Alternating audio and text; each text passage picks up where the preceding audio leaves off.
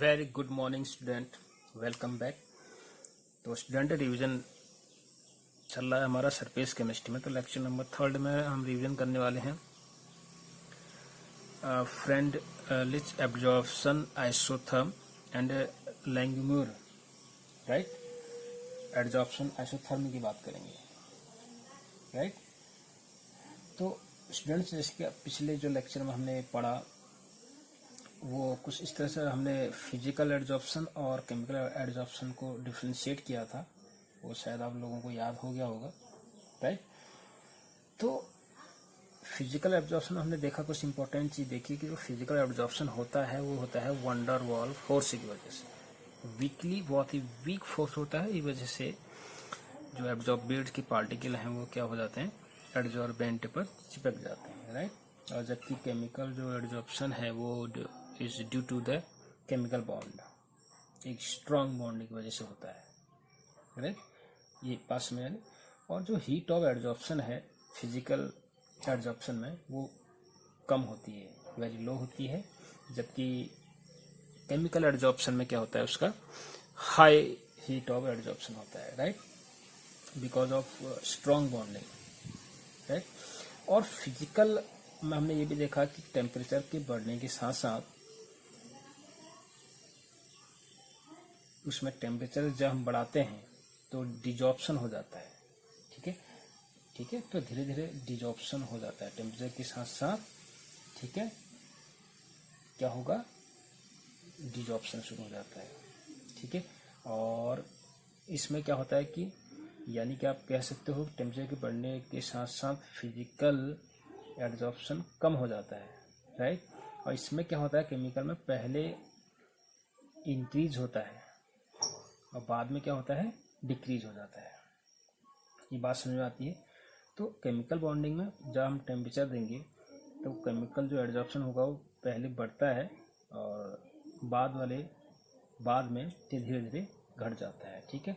और हमने ये भी देखा कि जो फिजिकल एड्जॉर्प्शन है उसमें धीरे धीरे जो मल्टी लेयर प्रोसेस है, मल्टी लेयर बहुत सारे लेयर क्रिएट हो जाते हैं और इसमें यूनिलेयर होता है, ठीक है। और फिजिकल जो एड्जॉर्प्शन होता है वो क्या होता है, रिवर्जिबल होता है, whereas chemical adsorption is irreversible in nature. Physical reversible in nature का होता है, जबकि जो केमिकल एड्जॉर्प्शन होता है वो क्या होता है, आपका इरिवर्जिबल इन नेचर होता है। ये सारी चीज़ें हमने पढ़ी, ठीक है।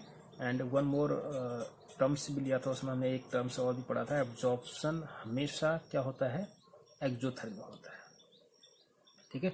The process of absorption is always exothermic, यानी कि एनर्जी रिलीज होती है, ठीक है। और एनर्जी रिलीज होती है तो यानी कि कहीं ना कहीं क्या है, एब्जॉर्प्शन क्या है, एक्सोथर्मिक है। और जो इसमें इंट्रोपी की हम अगर कॉन्सेप्ट इंट्रोपी का लें तो इंट्रोपी हमेशा घटती है, ठीक है। तो जैसे सरफेस है, आपके गैस के पार्टिकल हैं, अब इंट्रोपी क्या है कि रेंडमनेस ऑफ पार्टिकल, जितना पार्टिकल फ्री होगा यानी कि उसकी इंट्रोपी क्या है, सबसे ज़्यादा है, राइट। अब लिक्विड है तो लिक्विड में क्या होता है, इंट्रोपी कम होता है। और सबसे कम किस में होता है, सॉलिड में। सबसे ज़्यादा किस में होगा, गैस। तो गैस के पार्टिकल अगर यहाँ पर चिपक जाएंगे तो इसकी रेंडमनेस क्या हो जाएगी, कम हो जाएगी, यानी कि अब they are not free to move, ठीक। ये बात समझ रहे। तो एड्जॉर्प्शन में इंट्रोपी अगर हम देखें डेल्टा एस वो डिक्रीज होती है, चेंज ये तो ठीक है, डेल्टा एस क्या होगी, एस क्या होगा, डिक्रीज हो जाएगा, रेंडमनेस डिक्रीज हो जाती है, राइट स्टूडेंट्स। तो ये डिस्कशन हमारा पिछले लेक्चर में रहा है, ठीक। तो माय डियर स्टूडेंट्स, अब स्टार्ट करते हैं एड्जॉर्प्शन आइसोथर्म की, ठीक। उसमें हमको दो टर्म्स पढ़ने होते हैं, एक तो Freundlich adsorption isotherm and second one is, second क्या है आपके पास, लैंगम्यूर एड्जॉर्प्शन आइसोथर्म। इनको समझते हैं ये है क्या चीज़, क्या टर्म्स हैं ये, ठीक है।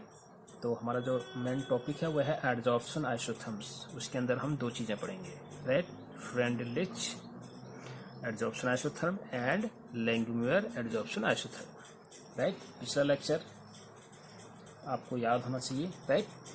तो स्टूडेंट्स, जैसे आपको पता है कि टेम्परेचर और प्रेशर दो फैक्टर जो हैं ये अफेक्ट करते हैं, ठीक है, एड्जॉर्प्शन को। मतलब कितना एड्जॉर्प्शन होगा, एक्सटेंट ऑफ एब्जॉर्प्शन।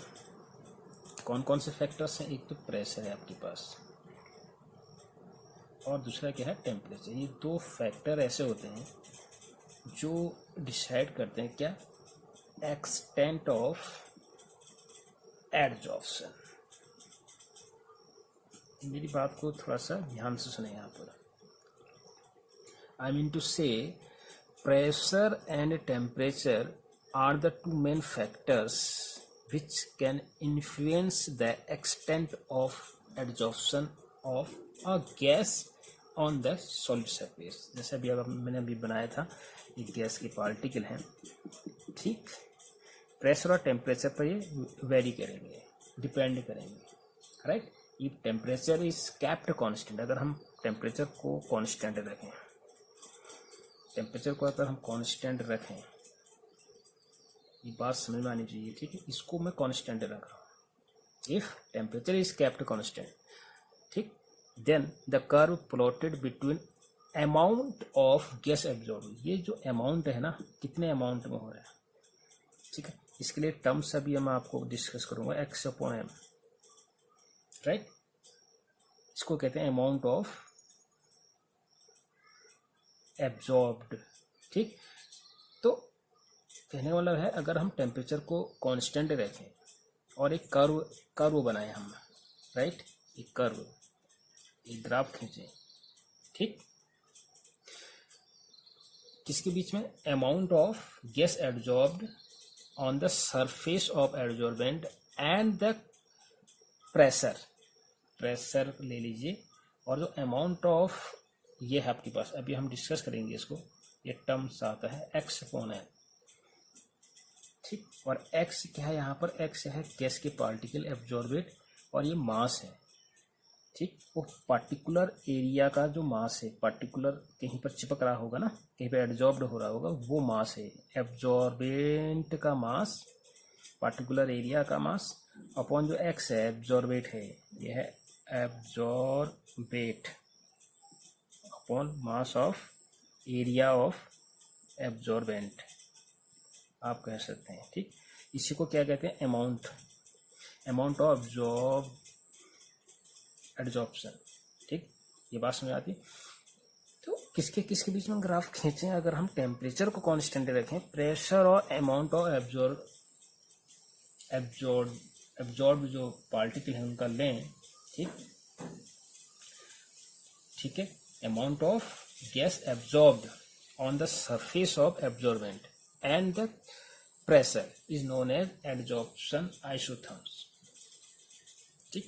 तो पहले आपको एक टर्म्स और भी आना चाहिए, एडजॉर्प्शन आइसोथर्म्स, ठीक। इसके अंदर हम दो ये चीज़ें पढ़ेंगे, फ्रेंडलिक, ठीक, फ्रेंडलिक ने बताया था और लैंग्वेज ने बताया था। तो एड्जॉर्प्शन आइसोथर्म क्या है, जब हम ग्राफ बनाते हैं प्रेशर और अमाउंट ऑफ एब्जॉर्ब्ड, ठीक, गैस एब्जॉर्ब्ड के बीच में, ठीक है, अमाउंट ऑफ गैस एब्जॉर्ब्ड के बीच में और प्रेशर के बीच में अगर ग्राफ बनाते हैं, कीपिंग द टेम्परेचर कांस्टेंट, तो उसको कहते हैं एड्जॉर्प्शन आइसोथर्म। आइसो का मतलब क्या है, कांस्टेंट, सेम, और थर्म्स का मतलब होता है टेम्परेचर, ठीक है। अगर हम टेम्परेचर को कांस्टेंट, आइसो मतलब सेम, कांस्टेंट, टेम्परेचर को कांस्टेंट रखें और एक ग्राफ बनाएं, pressure versus amount of gas absorbed on the surface, right, that is adsorption isotherm. ये बात समझ में आ गई आपको, ठीक है। अब थोड़ा बहुत और डिस्कस करते हैं, ठीक है। आपको पहले ये आना चाहिए कि एड्जॉर्प्शन आइसोथर्म क्या होता है, ठीक है। आइसोथर्म यानी कि मैंने ग्राफ खींचना है किसके किसके बीच में, प्रेशर और एक्स अपॉन एम के बीच में, ठीक। अब ये एक्स अपॉन एम क्या है, इस पर हम पहले डिस्कस कर लेते हैं, जिसको मैं क्या कह रहा हूँ, एब्जॉर्ब्ड अमाउंट ऑफ एब्जॉर्ब्ड है ना, amount of gas absorbed x upon m, ये टर्म को आप समझ रहे हैं। For understanding the above terms you need to understand what is the x upon m, यानी कि x अपॉन m को हम कह सकते हैं एक्सटेंट ऑफ एड्जॉर्प्शन भी कह सकते हैं हम, एड्जॉर्प्शन। ठीक, अब इसको डिफाइन करने की कोशिश करोगे तो इसका क्या है, डिफाइन कैसे होगा ये, राइट। तो डिफाइन अगर आप करना चाहते हो तो डिफाइन कैसे होगा, it is defined as amount of gas, लिख देता हूं, amount of gas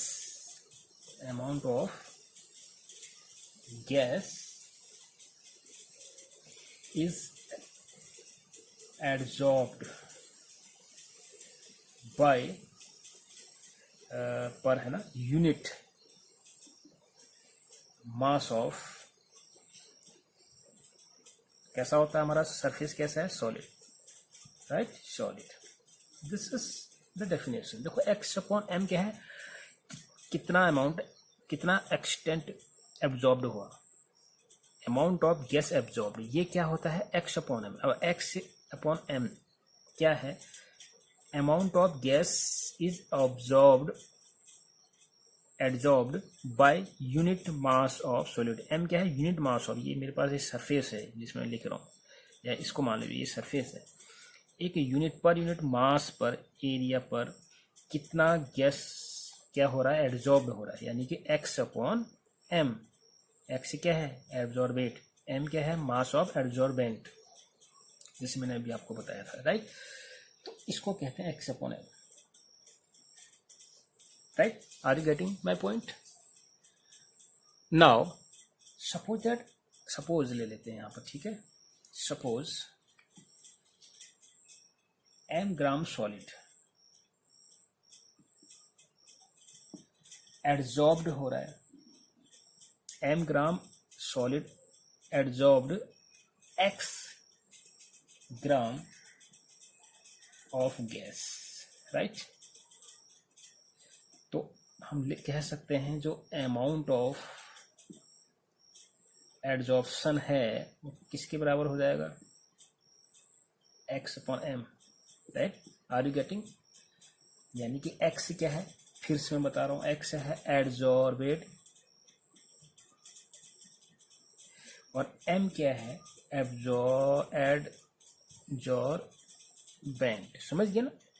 जो सरफेस प्रोवाइड कराता है उसको एड्जॉर्बेंट कहते हैं, जिसमें पार्टिकल अटैच हो रहे हैं उसको एड्जॉर्बेट कहते हैं, ठीक है। जो पार्टिकल अट्रैक्ट हो रहे हैं एब्जॉर्बेट कहलाता है, ठीक।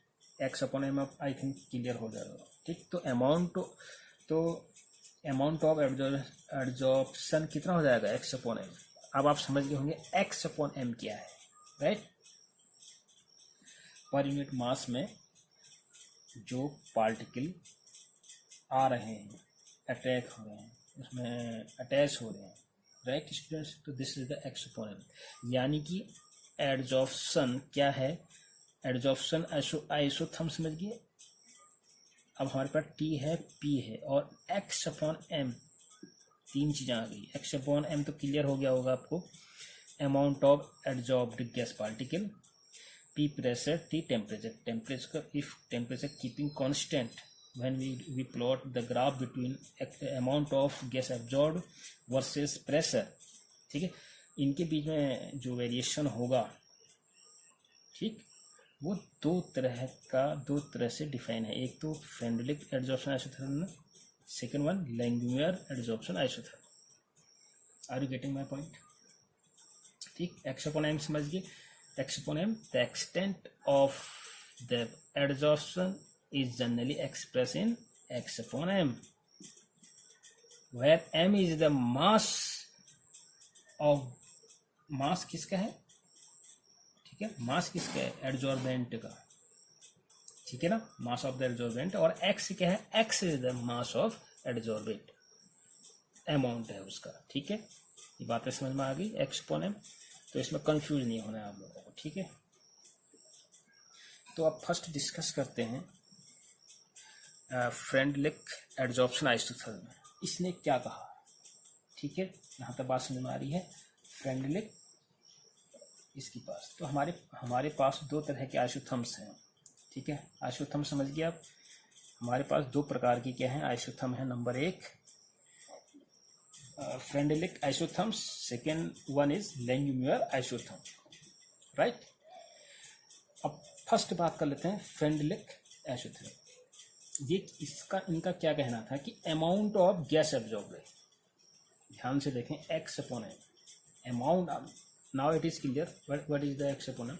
Amount of gas absorb directly proportional होता है किसके, प्रेशर के 1/n के साथ वेरी करता है। यानी कि क्या समझे इसका, जो अमाउंट ऑफ गैस एब्जॉर्ब है वो प्रेशर के 1/n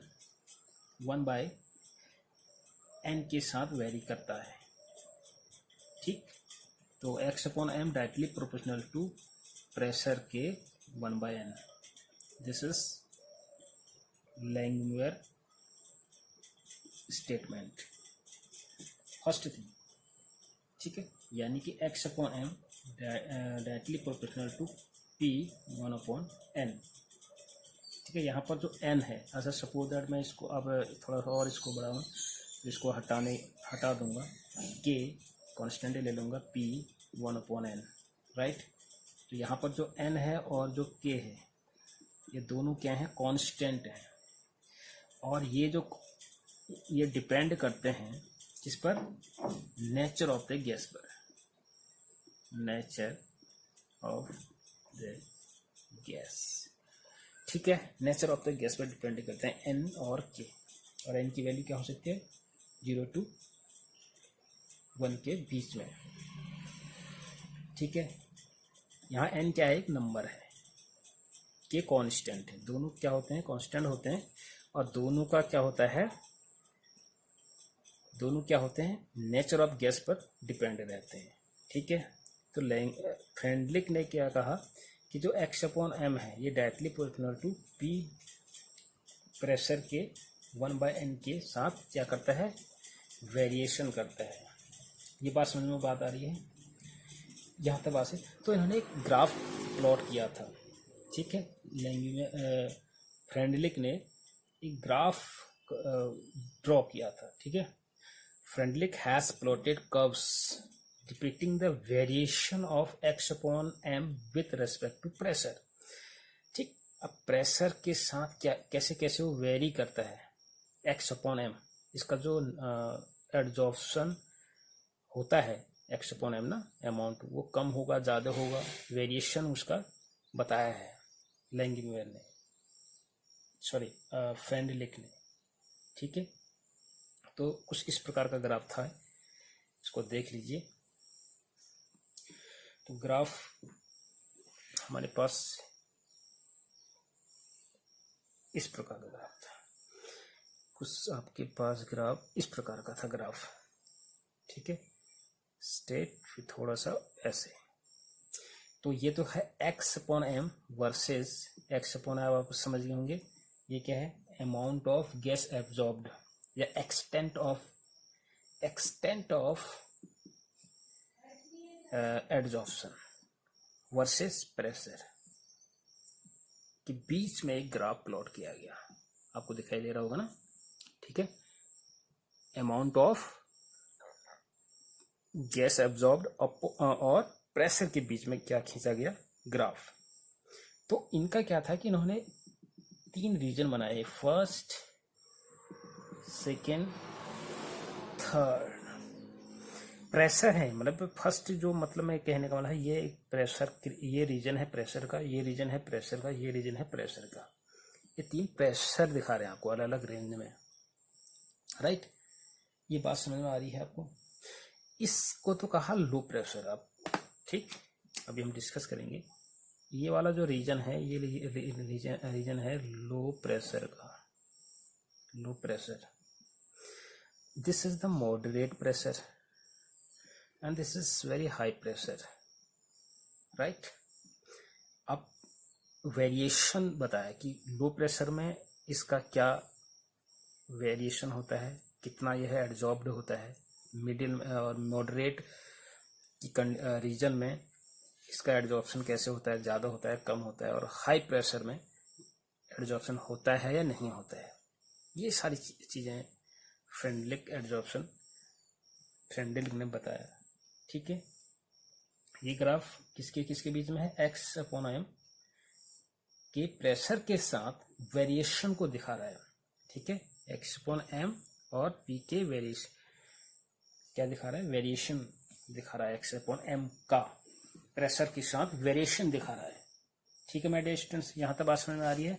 और एक्स अपॉन एम क्या है, यह अब आपको पता चल गया है, ठीक है। अब क्या है, एट वेरी लो प्रेशर है, ठीक। और अभी हमको पता है कि जो एक्स अपॉन एम है वो डायरेक्टली प्रोपोर्शनल है पी का 1/n, राइट, प्रेशर का ऐसे। तो ये पाया गया कि बहुत कम प्रेशर जहाँ पर है, वेरी लो प्रेशर पर, वेरी लो प्रेशर पर, ठीक है। फ्रेंडी ने कहा कि वेरी लो रीजन में, या यहाँ पर ये जो रीजन है, ये वाला रीजन वेरी लो रीजन है, ठीक है। जो एन की वैल्यू है वो 1 होती है।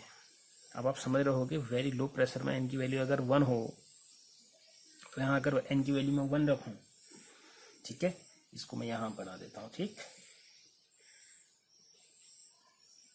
एक्स अपॉन एम अगर एन की वैल्यू 1 होगी तो मैं ऐसा लिख सकता हूँ इसको, ठीक। पी यहाँ पर के पी सॉरी ये x upon m is equal to K P 1/1 लिख सकता हूँ। अगर वेरी लो प्रेशर में एन की वैल्यू 1 बताई गई है तो इसको मैं ऐसा लिख सकता हूँ, ठीक है। तो x upon m is equal to 1/1, ठीक है। तो के पी, के कॉन्स्टेंट है, तो यानी कि x upon m directly proportional किसके है, पी के।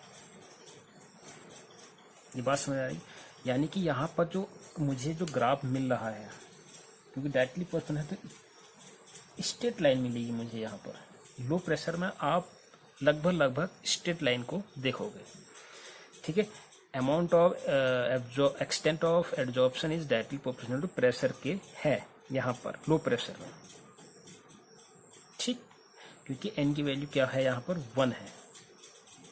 ये बात समझ में आती है। तो अमाउंट ऑफ जो एब्जॉर्प्शन है या एक्सटेंट ऑफ एब्जॉर्प्शन प्रेशर के प्रोपोर्शनल हो जाएगा यहाँ पर, क्योंकि एन की वैल्यू 1 होने से यहाँ पर ये चीज़ें होंगी। इसलिए हमको एक ग्राफ क्या मिल रहा है, स्टेट मिल रहा है वेरी लो प्रेशर पर। ये जो इतना ग्राफ जो है वेरी लो प्रेशर पर है,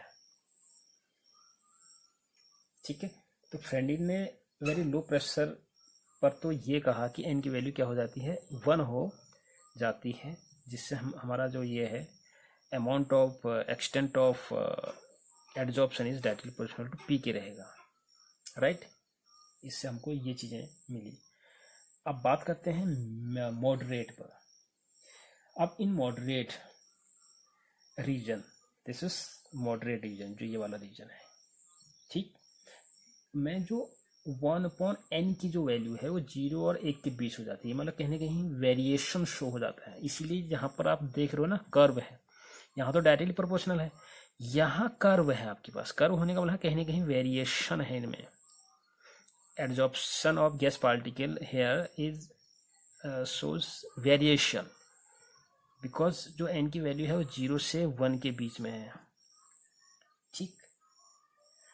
यानी कि आप कह सकते हो कि n की जो वैल्यू है वो ग्रेटर है 1 से, या आप ऐसे कह लो n की वैल्यू 1 से बड़ी होती है मॉडरेट रीजन में, ठीक है, मिडिल वाले रीजन में।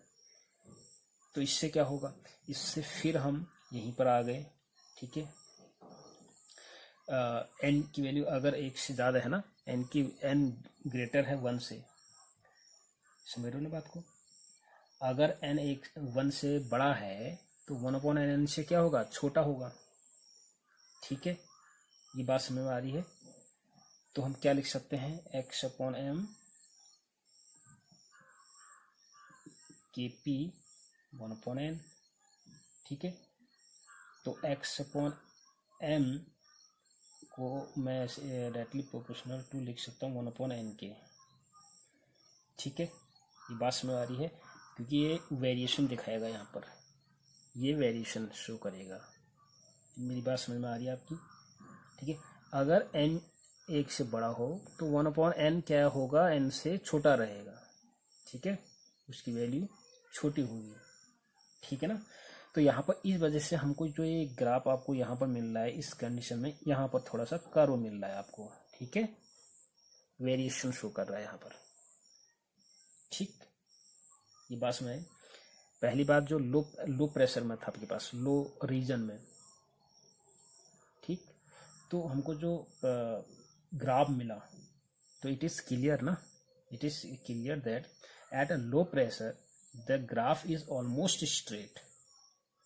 इसका मतलब क्या है, this means that x/m is directly proportional to the pressure, जिसको हमने अभी दिखाया था लो टेम्परेचर में। लो टेम्परेचर को हम क्या ऐसे दिखा दें, ऐसे दिखा सकते हैं ना, P1 ऐसे तो दिखा सकते हैं लो प्रेशर में,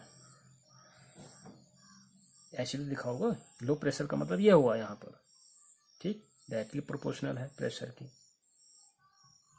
ठीक, अच्छा, और मॉडरेट उसमें क्या होगा, फ्लक्चुएशन शुरू हो जाएगा, थोड़ा सा कर्व लेगा आपका। ये बात समझ में आती है। और हाई प्रेशर में क्या होगा, at high pressure the value of x/m become almost constant. अब कांस्टेंट क्यों हो रहा है, कांस्टेंट मतलब समझ रहे हो ना, प्रेशर का यहाँ पर कोई भी इन्फ्लुएंस नहीं हो रहा है, यानी कि प्रेशर का कोई भी प्रभाव नहीं पड़ रहा है इसमें। क्यों नहीं पड़ेगा, क्योंकि यहाँ पर जो n की वैल्यू है, ठीक है, n की वैल्यू इन्फिनिटी हो जाती है एट हाई प्रेशर पर। एट हाई रीजन प्रेशर या हाई प्रेशर पर जो n की वैल्यू है उस क्या हो जा रही है, इन्फिनिटी हो जा रही है। दिखाई दे रहा है आपको, राइट। n की जो वैल्यू है वो क्या हो जा रही है आपको, इन्फिनिटी हो जा रही है। अब इन्फिनिटी यहाँ पर हम रखेंगे, ठीक है, यानी कि x यहाँ लिख दो, x/m is equal to kp, infinity लिख दिया मैंने, क्योंकि 1/n क्या है, इन्फिनिटी हो जाती है। ठीक है, n की वैल्यू क्या हो जाती है, इन्फिनिटी हो जाती है, यानी कि 1/∞ क्या होता है, किसके बराबर हुआ, 0 के बराबर। तो ठीक है, ये बात समझ में आएगी। यानी कि मैं इसको फाइनली लिख सकता हूँ x/m is equal to kp0। ठीक, यानी कि क्या, p0 का मतलब क्या है, प्रेशर का कोई रिलेशनशिप नहीं है x/m के साथ, प्रेशर का कोई प्रभाव नहीं पड़ रहा है किसके साथ, अमाउंट ऑफ एडजॉर्प्शन के साथ।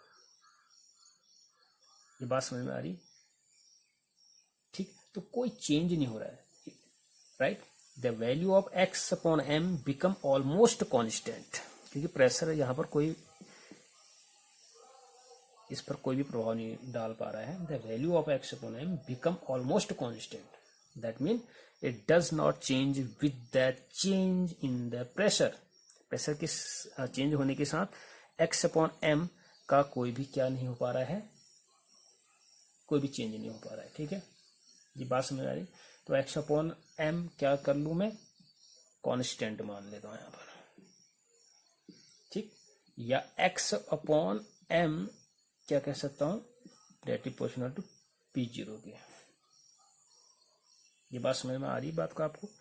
तो ये जो रिलेशन में बताया था यहाँ तक तो ठीक है, लो प्रेशर में बिल्कुल ठीक है, n की वैल्यू 1 है तो डायरेक्टली प्रोपोर्शनल, जैसे जैसे बढ़ेगा वैसे वैसे ये भी बढ़ेगा। यहाँ पर फ्लक्चुएशन शुरू हो गया है और यहाँ पर इसका कोई भी इफेक्ट देखने को नहीं मिल रहा है प्रेशर का x/m के ऊपर। ये बात समझ में आ रही है, ठीक। ये चीज़ें आपको समझ में आ रही है, यानी कि x/m प्रेशर पर डिपेंड नहीं कर रहा है हाई रीजन में। ठीक है, अब बात करते हैं, देखिए ये तो था ग्राफ x/m और प्रेशर के बीच में when we keep the temperature constant. ये पार्टिकुलर टेम्परेचर पर हो रहा है जहां पर हमने ये ग्राफ बनाया है। ठीक, ये बात समझ में आ रही है, यहां तक चीजें समझ में आ रही हैं। ओके, अगर ये जो ग्राफ है आपके पास, ये वाला ग्राफ, ये क्या है, पार्टिकुलर टेम्परेचर पर खींचा हुआ है या प्लॉटेड हुआ है। ठीक है, x/m और प्रेशर के बीच में जो हमने अभी ग्राफ देखा, ये स्टेट यहाँ पर कर्व और यहाँ पर कांस्टेंट वाला जो ग्राफ था, ये क्या है, ये पार्टिकुलर टेम्परेचर पर है।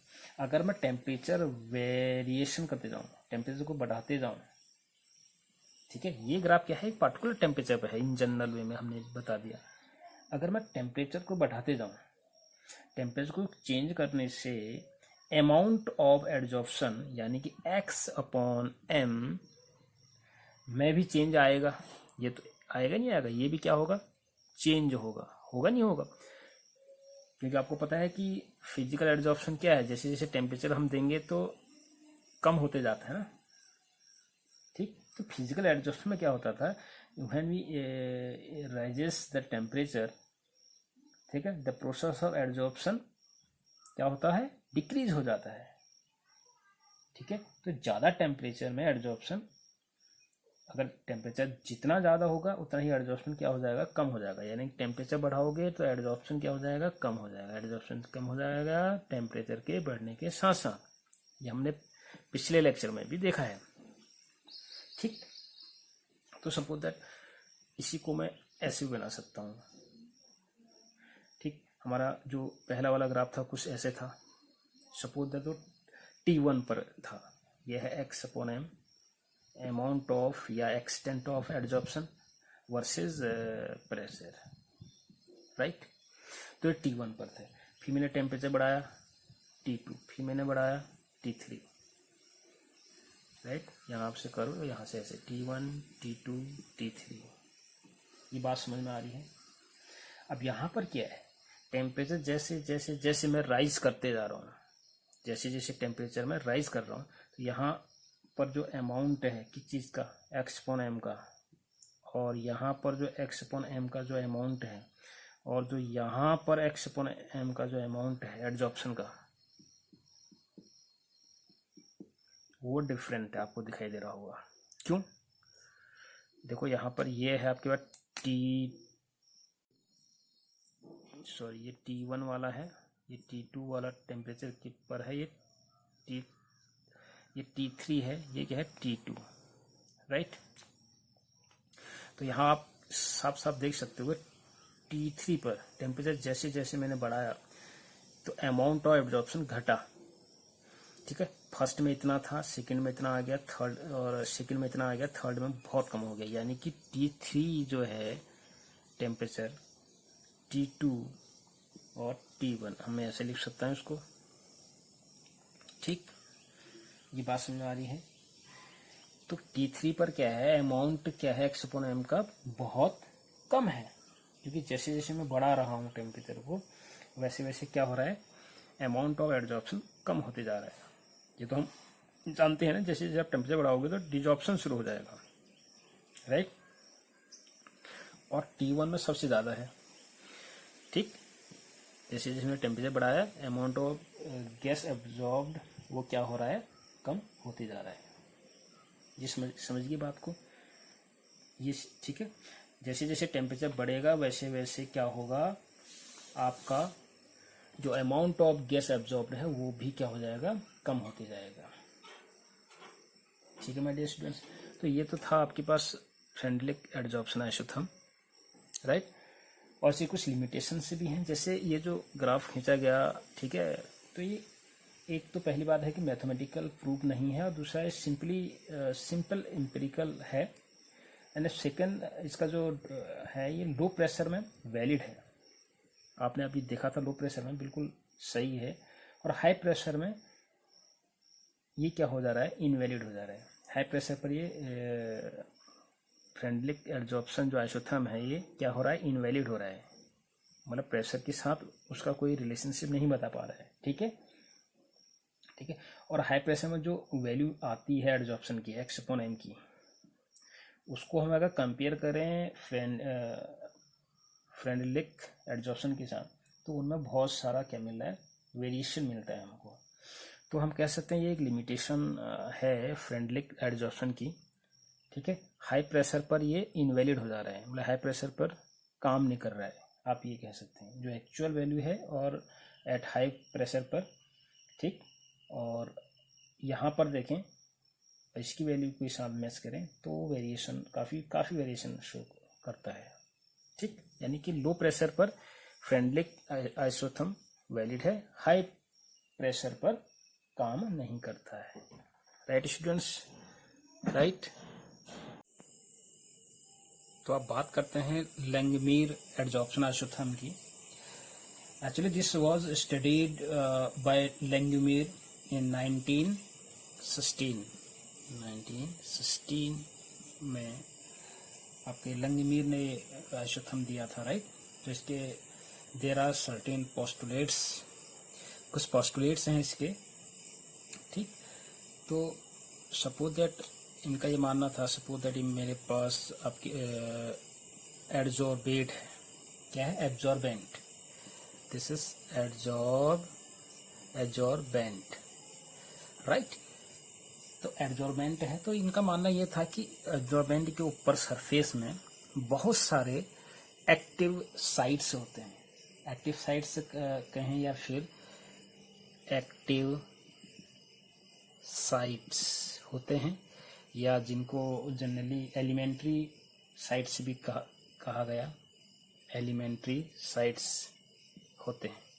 ठीक है, किसी भी सॉलिड में या सॉलिड जिसको हम एब्जॉर्बेंट कह रहे हैं, उसके ऊपर क्या है कि बहुत सारे एक्टिव साइट्स रहते हैं, एक्टिव साइट्स होते हैं या एलिमेंट्री साइट्स होते हैं। उन्हीं पर क्या होता है, एडजॉर्प्शन होता है। ये लैंगमीर का मानना था, राइट स्टूडेंट्स। सपोज दैट ये गैस पार्टिकल हैं, राइट।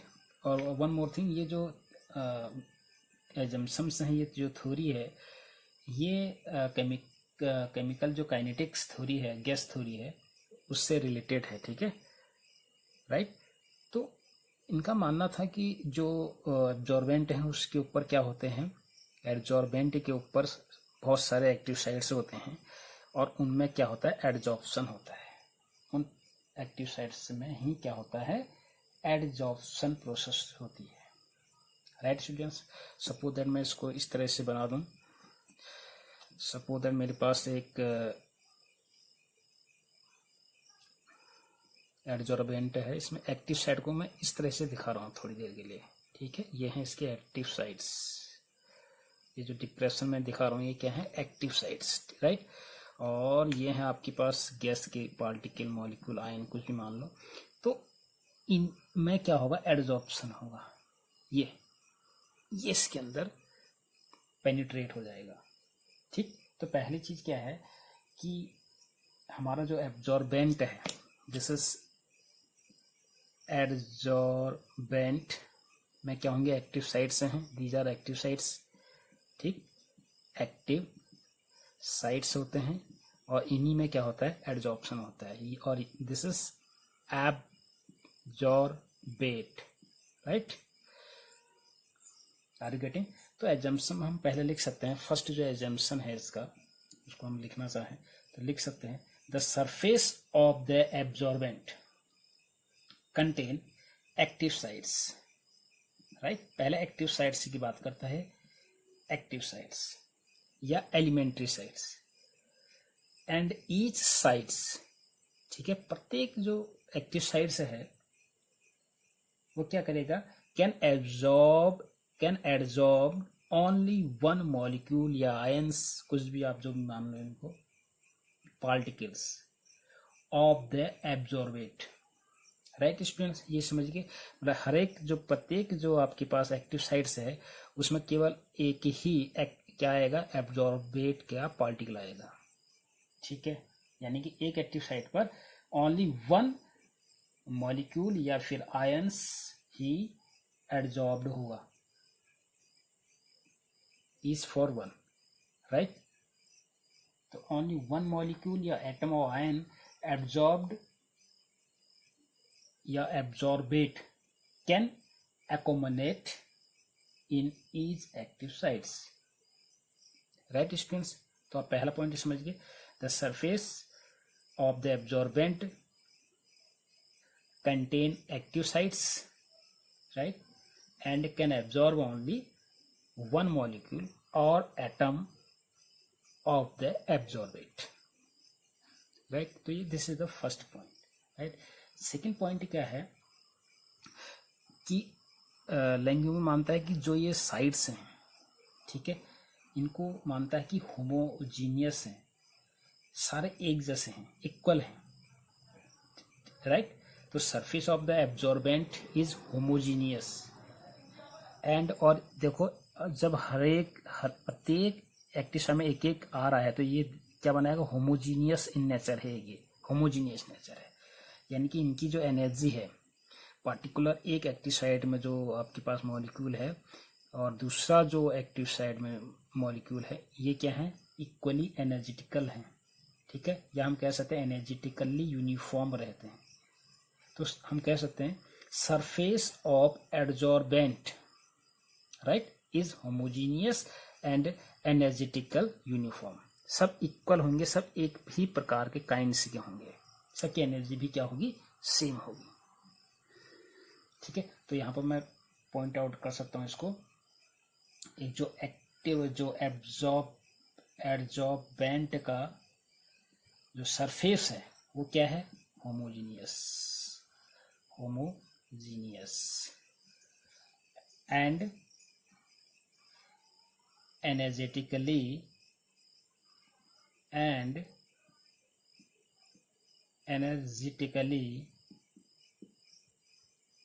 Uniform, right students. ये आपको कुछ पोस्टुलेट्स याद करने हैं लैंगम्यूर एडजॉर्प्शन आइसोथर्म में, राइट। ओके, अब जब ये एडजॉर्ब्ड हो गए हैं on the surface of the active sites of the absorbent, तो ये एक दूसरे से इनका जो इंट्रैक्शन है वो नहीं होता है, यानी कि एक दूसरे से इंट्रैक्ट नहीं करते हैं, ऐसा लैंगम्यूर मानता है, राइट। तो there is no interaction at all in between the adsorbate particle which is being adsorbed in the active sites of the surface, right. तो हम कह सकते हैं absorbate particle do not interact, तीसरा पॉइंट में लिख सकता हूं, absorbate particle do not interact with each other, right. अब एक दूसरे से क्या नहीं कर रहे हैं, इंटरेक्ट नहीं करना। कहीं ना कहीं आपको याद आ रहा हो कि एक आइडियल कंडीशन है जहां पर पार्टिकल आपस में क्या करते हैं, इंटरेक्ट नहीं करते हैं। गैस की मॉलिक्यूल की कल्पना की गई थी ना, तो ये क्या है, एक प्रकार का भी मैंने बताया था काइनेटिक थ्योरी ऑफ गैसेस से रिलेटेड है, ठीक है। तो जो गैस के पार्टिकल आपस में रिएक्ट नहीं करते हैं, तो क्या हमने बात करी थी एक बार, आइडियल टाइप ऑफ एब्जॉर्प्शन है ये। क्या है, आइडियल टाइप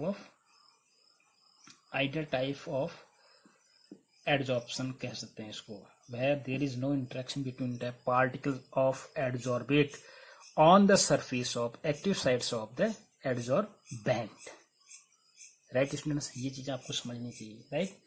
और फोर्थ पॉइंट क्या है इसका, ये बात समझ में आ गई, ये इंटरेक्ट नहीं करेंगे, राइट। तो एक जब पार्टिकल पेनिट्रेट हो गया है, एडजॉर्ब्ड हो गया है एक पार्टिकुलर एक्टिव साइट में, तो ये मूवमेंट नहीं करेगा, ये मूवमेंट नहीं करता है, अपने ही एक्टिव साइट में रहता है, राइट। ये बात समझ में आ रही है। तो कहीं ना कहीं क्या है, ये there is no movement, the absorbed particle can not move, ये यहां से ना इधर जा सकता है ना इधर जा सकता है, ठीक है, यानी कि ये क्या है, लोकलाइज्ड कंडीशन में है। लोकलाइज माने एक ही जो पार्टिकल इधर नहीं जाता है और ना दाएं जाता है ना बाएं, यानी कि एक ही एक्टिव साइड में जो मॉलिक्यूल है या इधर जितने भी हैं ये, ठीक है, ये मॉलिक्यूल वहीं पर रहेंगे, they can not move, right. तो हम कह सकते हैं adsorption is localized in nature. जो एडजॉर्प्शन है ना, adsorption is localized in nature. इसका मतलब समझिए हो गया, लोकलाइज का मतलब है particle of absorbate can not move, right. ये एक एक्टिव साइड में आ गया तो आ गया, एब्जॉर्ब्ड हो गया। सेम में ये भी मॉलिक्यूल, ठीक है, सारे मॉलिक्यूल ऐसे ही नेचर के होंगे, यानी कि absorption is localized in nature. और समझ में आ रही है, राइट। तो ये कुछ पोस्टुलेट्स हैं। वन मोर थिंग, और लैंगुएन का मानना था जो एडजॉर्प्शन है वो डायनेमिक इन नेचर होता है। तो जो एडजॉर्प्शन प्रोसेस है, adsorption is a dynamic in nature. इसका मतलब क्या है, डायनेमिक, ठीक है। तो एडजॉर्प्शन में दो प्रोसेस होती हैं। एडजॉर्प्शन प्रोसेस में दो प्रोसेस इन्वॉल्व होती हैं, राइट। तो एडजॉर्प्शन में दो प्रोसेस है। नंबर एक तो है आपके पास, जैसे मेरे पास गैस है, राइट, गैस ओवर सॉलिड, यानी कि मैं गैस ले रहा हूँ और मेरे पास एब्जॉर्बेंट कैसा है, सॉलिड है, राइट।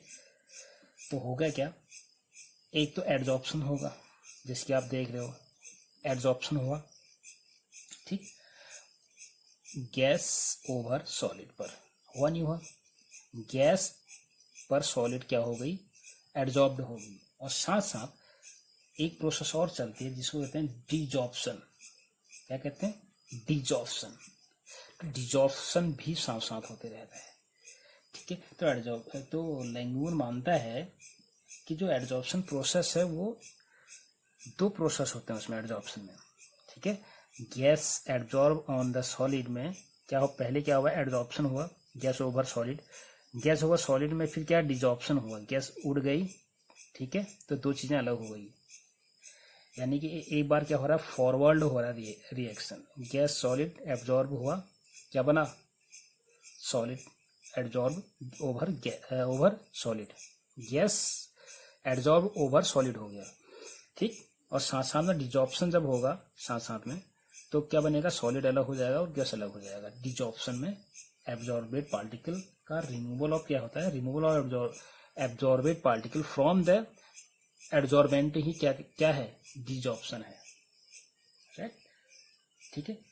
तो रेट ऑफ फॉरवर्ड हो रहा है, एक बार रेट ऑफ बैकवर्ड भी हो रहा है, ठीक है। अब इसको K1 K2 मान सकते हो आप, रेट कांस्टेंट, वो हम अभी बाद में बात करेंगे, राइट। तो लैंगुएर का यही मानना था। कुछ पॉइंट हैं उसके। नंबर एक तो एक्टिव साइट की बात करता है कि एक्टिव साइट होते हैं सरफेस पर जिनमें एडजॉर्प्शन होता है, उन्हीं साइट्स में एडजॉर्प्शन प्रोसेस होती है।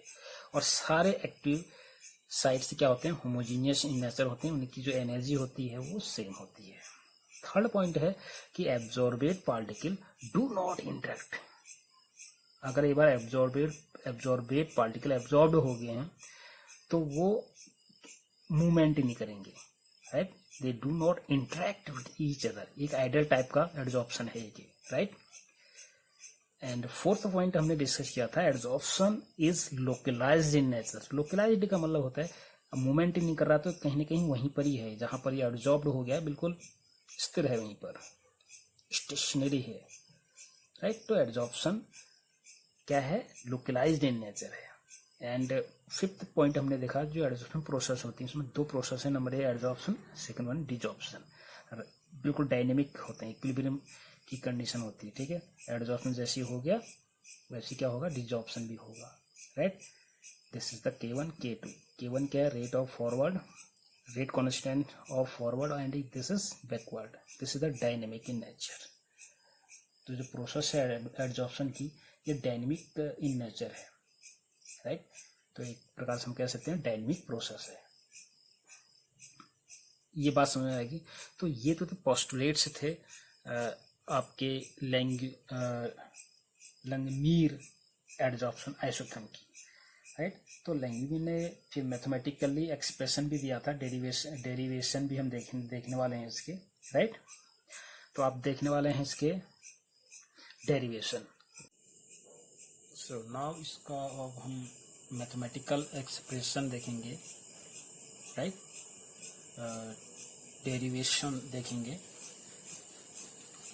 तो इसके लिए आपको देखो क्या है कि जैसे मैंने बताया था कि ये आपके पास एक क्या है, एब्जॉर्बेंट है, ठीक, और इसमें एब्जॉर्बेंट के पार्टिकल क्या हैं, एब्जॉर्ब्ड हैं, राइट।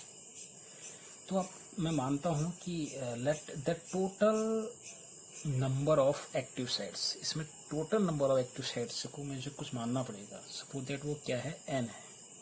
सपोज दैट क्या है, वो एन है, ठीक है। एन नंबर के एक्टिव साइट्स हैं, ठीक है। और कुछ साइट्स क्या हैं आपके पास, वैकेंट भी हैं, ठीक है। नॉन ऑक्यूपाइड साइट्स, दो चीजें हैं इसमें, एक तो occupied site, second one is non occupied site. ये क्या है, ऑक्यूपाइड साइट्स हैं and these are non occupied sites. तो ये सपोज दैट हम मानते हैं कि total number of active sites on the absorbent हम मान लेते हैं लेट एन, राइट। और नॉन ऑक्यूपाइड साइट्स जो हैं आपके पास, ठीक है, उसको हम मान लेते हैं थीटा। तो आपको मानने पड़ेंगे, ठीक है। तो थीटा क्या है, theta is the fraction of occupied site, ठीक है। ये क्या है, नॉन ऑक्यूपाइड साइट, और ये क्या है, ऑक्यूपाइड साइट। तो पहली बात क्लियर कर लो। पहली बात ये है कि जो एक्टिव साइट्स हैं ऑन द एब्जॉर्बेंट वो है हमारे पास एन, राइट। अब उसमें यहाँ पर थीटा हम मान लेते हैं कि जो पार्टिकल एब्जॉर्ब हुए हैं, ठीक है, फ्रैक्शन ऑफ ऑक्यूपाइड साइट ले लेते हैं इसको, ठीक है। Let theta is the fraction of occupied site, right. तो मैं यहाँ पर लिख लूँ, firstly suppose that let the total number of active sites is equal to n, right। and दूसरी चीज हम मान रहे हैं let theta is the fraction of active sites, fraction of occupied site, occupied sites, right. ये बात समझ आती है, कितने फ्रैक्शन में आपके पास मॉलिक्यूल एब्जॉर्ब हो रहे हैं, एन पर। एन क्या है, नंबर ऑफ एक्टिव साइट्स पर, ठीक है। तो थीटा अगर हम निकालना चाहें तो निकल सकता है sites occupied upon total sites, तो निकल सकता है हमारे पास, ठीक है। तो थीटा क्या हो जाएगा, साइट्स ऑक्यूपाइड, ठीक है, थीटा बराबर sites occupied upon total sites. अब टोटल साइट्स से क्या है हमारे पास, टोटल साइट्स से हैं एन, साइट्स ऑफ, शॉर्ट में लिख रहा हूं ऑक्यूपाइड अपॉन एन, ठीक है। तो यहां से हमको मिल जाएगा साइट्स ऑफ ऑक्यूपाइड, कितने साइट्स ऑक्यूपाइड हैं हमारे पास, कितने हो जाएंगे, कितने के बराबर हो जाएगा वो, एन एंड क्यू के बराबर। ये बात समझ में आती है। दो चीज यहाँ पर क्लियर कर लो कि फर्स्ट क्या है कि एन नंबर के आपके पास क्या है, साइड्स हैं, सपोज दैट किसी भी सॉलिड सरफेस पर एब्जॉर्बेंट पर, ठीक है। सपोज दैट एन नंबर के आपके पास क्या है, एक्टिव साइट्स हैं on the surface of absorbent, right. उनमें जो पार्टिकल ऑक्यूपाइड हैं वो थीटा है, suppose that let theta is the fraction of occupied side, ठीक, बात समझ आ रही है। तो थीटा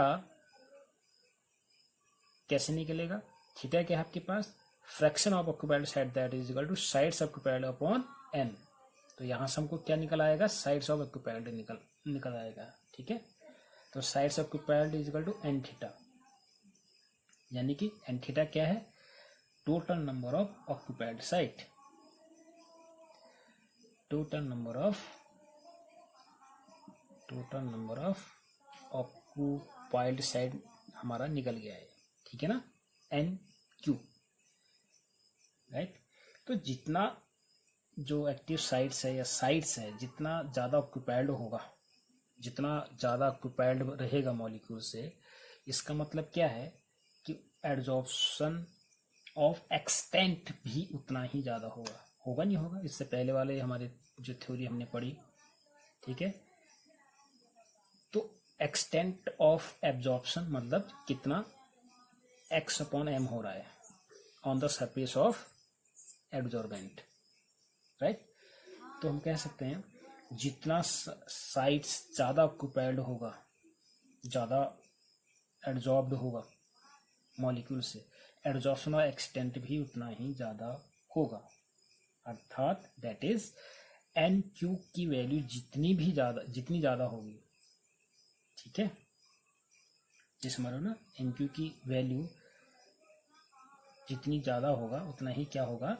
एब्जॉर्प्शन भी ज़्यादा होगा, एक्स अपॉन एम भी ज़्यादा होगा। ठीक है, तो now the number of unoccupied site भी निकाल सकते हैं हम। तो अनऑक्यूपाइड साइट कैसे निकलेगा ये आप यहाँ पर समझें। अब हम क्या करने वाले हैं? Now number of unoccupied sites ये कैसे निकलेगा? Total sites minus number of occupied site को माइनस कर देंगे। अब टोटल नंबर ऑफ साइट्स अभी हमने एज्यूम किया था n, number of occupied site अभी हमने निकाल दिया था एन क्यू, साइट्स ऑक्यूपाइड निकाला था, साइड ऑक्यूपाइड क्या था? N Q, right. N Q निकल गया था, राइट। एन को कॉमन ले लेते हैं, कॉमन ले लें तो 1 माइनस थीटा। ठीक है, तो ये वैल्यू क्या है आपके पास? It gives unoccupied sites, right. तो अनऑक्यूपाइड साइट क्या है? एन 1 माइनस थीटा आ जाएगी इसकी वैल्यू। ठीक है, यहाँ तक बात समझ में आ रही है? दो चीज़ों को विशेष रूप से आपको ध्यान देना है। ठीक है, तो नाउ अब हम आगे बढ़ते हैं। हमारे पास आ गया n माइनस अनऑक्यूपाइड में n माइनस 1 माइनस थीटा आ गया। ठीक है, अब आपको पता है now the rate of adsorption is depend on the, जो रेट ऑफ एड्जॉर्प्शन होगा वो किस पर डिपेंड करेगा? On the number of unoccupied sites. ठीक है, this is most important. The rate of adsorption, right, किस पर डिपेंड करेगा? n1 माइनस क्यू पर, अनऑक्यूपाइड साइट पर डिपेंड करेगा। समझ रहे बात? तो एड्जॉर्प्शन को n1 माइनस थीटा से अगर हम देखें, ठीक है, तो डिजॉर्प्शन क्या है? डिजॉर्प्शन किस में होगा? देखो अब दो चीजें हैं ना, दो चीजें हैं। एक चीज हो रहा है हमारे पास एड्जॉर्प्शन, दूसरा हो रहा है डिजॉर्प्शन। डिजॉर्प्शन किसका होगा? डिजॉर्प्शन होगा ऑक्यूपाइड सरफेस पर ही तो होगा डिजॉर्प्शन। जो अनऑक्यूपाइड है आपके पास वहां डिजॉर्प्शन तो हो नहीं सकता। डिजॉर्प्शन कहाँ है, कहाँ पर होगा? जहां पर एड्जॉर्प्शन हुआ होगा, यानी कि ऑक्यूपाइड वाले केसेस में होगा ना, ऑक्यूपाइड साइड में होगा, यानी कि एन क्यू पर होगा। जबकि एड्जॉर्प्शन जो है वो क्या है? वो क्या है आपके पास? अनऑक्यूपाइड, यानी कि n1 माइनस थीटा है। थीटा से हम इसको पर डिपेंड करेगा ना, एड्जॉर्प्शन को n1 माइनस थीटा से अगर हम देखेंगे, जबकि डिजॉर्प्शन को हम ऑक्यूपाइड साइट से देखेंगे। ठीक है, ठीक है। डिसऑर्प्शन किसका हो रहा है, डिसऑर्प्शन कहाँ पर होगा, जहाँ पर ऑक्यूपाइड हैं चीजें, जहाँ पर जो एब्जॉर्बेड पार्टिकल जहाँ पर हैं उन्हीं का तो डिसऑर्प्शन भी होगा, ठीक है नहीं। ये दो चीजें आपको समझनी है यहाँ पर। तो डिसऑर्प्शन जो रेट ऑफ एब्जॉर्प्शन है वो डिपेंड करता है अनऑक्यूपाइड साइट पर, जबकि डिसऑर्प्शन जो होता है वो ऑक्यूपाइड साइट पर होगा। और निश्चित रूप से वैसे भी सोचिए आप, डिसऑर्प्शन हो रहा है, डिसऑर्प्शन मतलब removal of particle from the absorbent, ठीक है। ये स्पेस खाली है सब, यहाँ पर डिसऑर्प्शन हो नहीं सकता, तो ऑक्यूपाइड वाले पोजीशन से ही तो होगा डिसऑर्प्शन, ठीक है।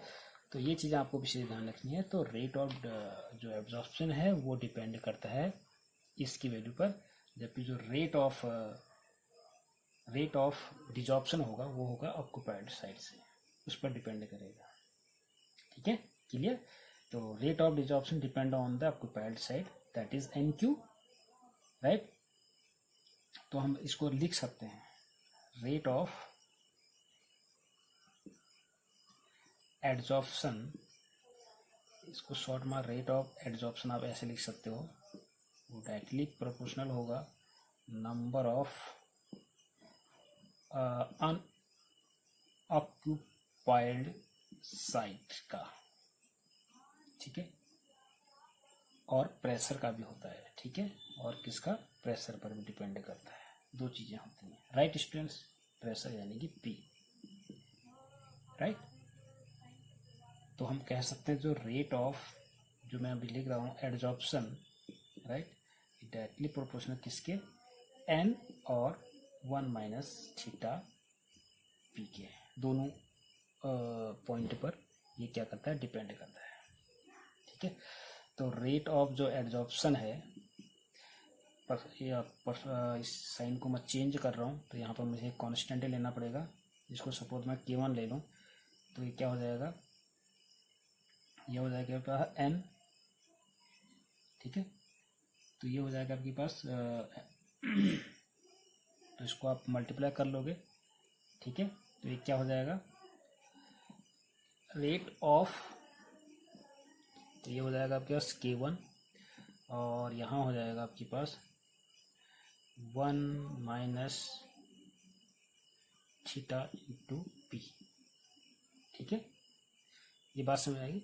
ये इसके साथ भी मल्टीप्लाई होगा, इसके साथ भी मल्टीप्लाई होगा, तो n कट जाएंगे, तो आपके पास क्या बचेगा, K1 1 minus theta P। Are you getting my point, right? And second point, this is the point first, point second, rate of desorption.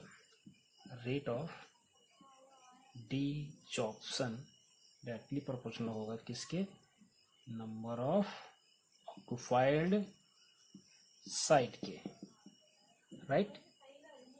यानी कि रेट ऑफ डिसऑर्प्शन, राइट, किस पर, नंबर ऑफ ऑक्यूपाइड साइट पर। यानी कि मैं इसको लिख सकता हूँ rate of desorption equal to K2 मान लेता हूँ इसको, N थीटा भी हमने ले रखा था। तो दो चीज़ें आपके सामने आ गई, एक rate of absorption and second one is rate of desorption, right, ठीक है। अब एट इक्विलिब्रियम पर क्या होगा, जो मैंने ये दो इक्वेशन, रेट ऑफ एब्जॉर्प्शन और रेट ऑफ डिसऑर्प्शन क्या होंगे, डायनेमिक हो जाएंगे, इक्वल हो जाएंगे, ठीक है। तो हम लिख सकते हैं at equilibrium the rate of absorption and rate of desorption are equal, ये दूसरे की क्या हो जाएंगे, इनके रेट जो होंगे वो इक्वल हो जाएंगे, ठीक है। तो we can write all this equation. तो इसको हम कैसे लिख सकते हैं, इसको मैं यहाँ लिख देता हूँ, ठीक। तो rate of absorption should be equal to rate of desorption at equilibrium. तो मैं लिख सकता हूँ यहाँ पर क्या है, K1, राइट,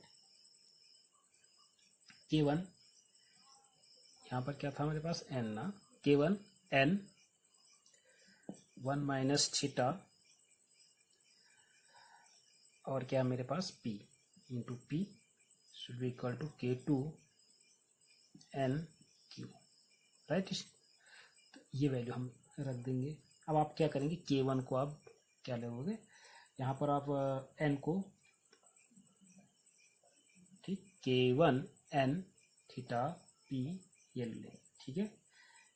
अब आप क्या करोगे, K1 1 माइनस थीटा, ठीक है, P is equal to K2 theta, ठीक है, क्योंकि NN क्या हो जाएगा, कैंसिल आउट हो जाएगा, ठीक है।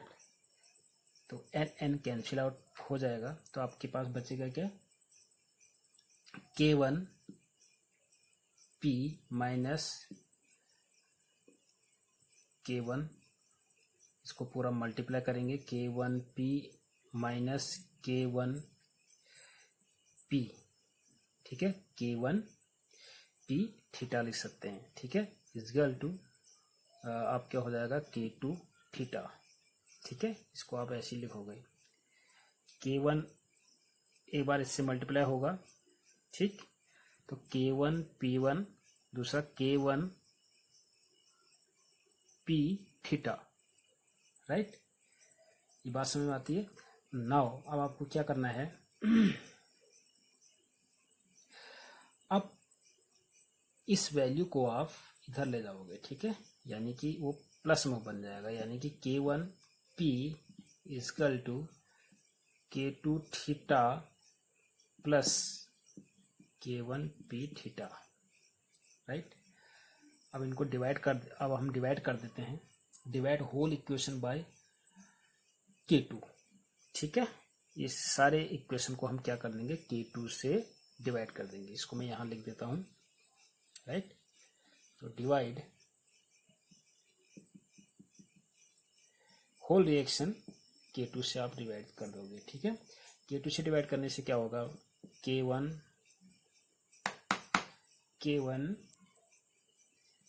K2 P लिख सकते हैं इसको, is equal to K2 theta plus K1 K2 P theta, right. तो ऐसे लिख देंगे हम इसको। अब K1 K2 P is equal to, अब क्या हो जाएगा, ये आपस में कट जाएंगे, राइट। तो ये बचेगा मेरे पास theta plus K1 K2 P theta, ऐसे उतार देंगे इसको, ठीक है।